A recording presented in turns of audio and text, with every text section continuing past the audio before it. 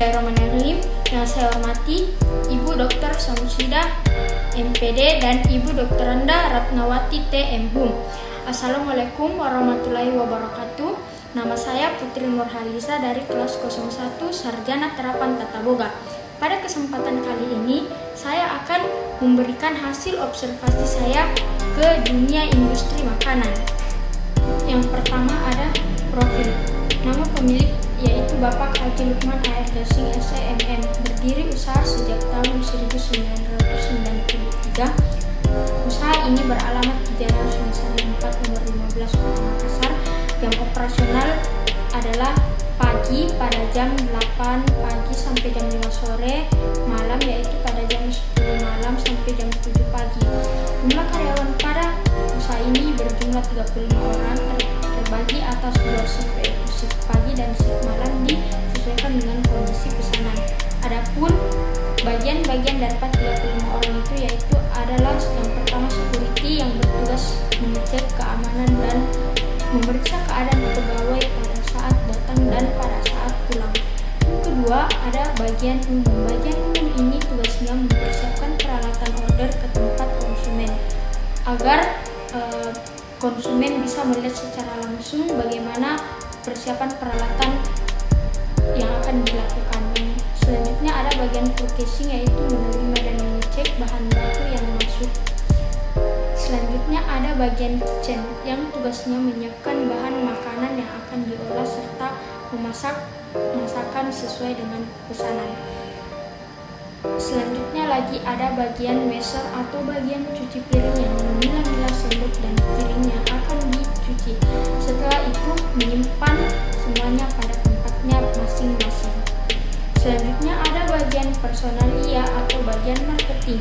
Tugasnya itu mendata karyawan dan mengatur jadwal kerja serta hal-hal yang menyangkut kepegawaian. Selanjutnya tugasnya itu memasarkan produk catering ke kantor-kantor setiap 10 hari kerja per bulan. Selanjutnya ada bagian keuangan yang bertugas menerima dan mengelola keuangan sesuai dengan aturan pada perusahaan catering ini.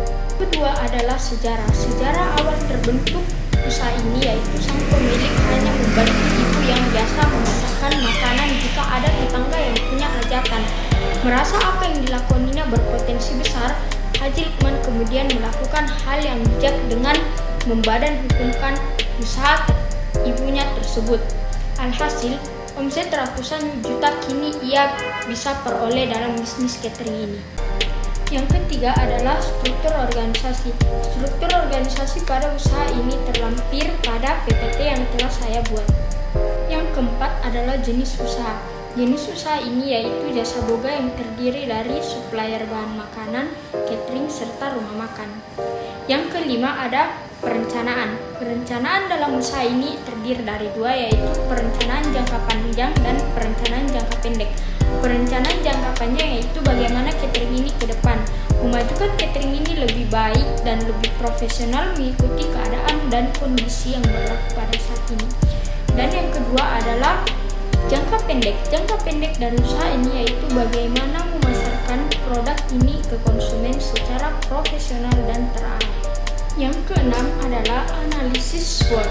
Yang pertama yaitu strengths. Strengths yang pertama lokasi yang strategis, yang kedua harga yang terjangkau, yang ketiga sarana dan prasarana tersedia, yang keempat perusahaan yang memiliki perkembangan yang cukup besar. Yang kedua adalah weakness, yaitu yang pertama pemilik masih terjun langsung ke beberapa bagian. Yang kedua keterlambatan ketika mengantarkan pesanan yang terkadang terjadi disebabkan faktor yaitu adalah kemacetan.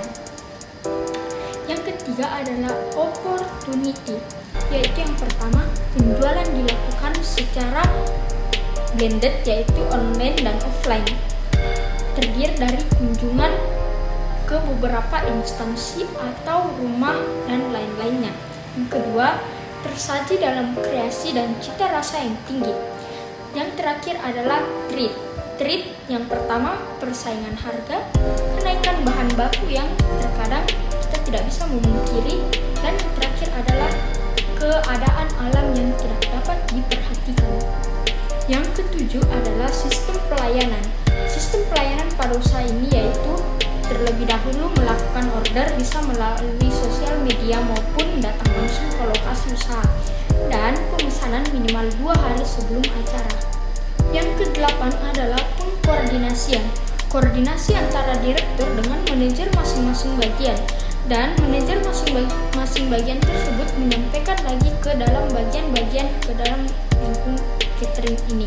Yang kesembilan adalah sistem pemasaran. Sistem pemasaran usaha ini yang pertama melalui mulut ke mulut, yang kedua melalui sosial media, yang ketiga adalah marketing yang rutin jalan setiap bulannya.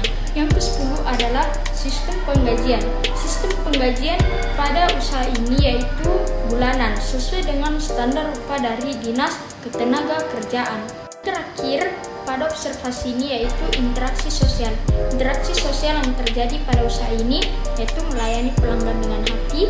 Yang kedua, membeli kebutuhan belanja untuk dapur. Ada yang dibeli sendiri ke pasar dan ada juga bahan dari supplier.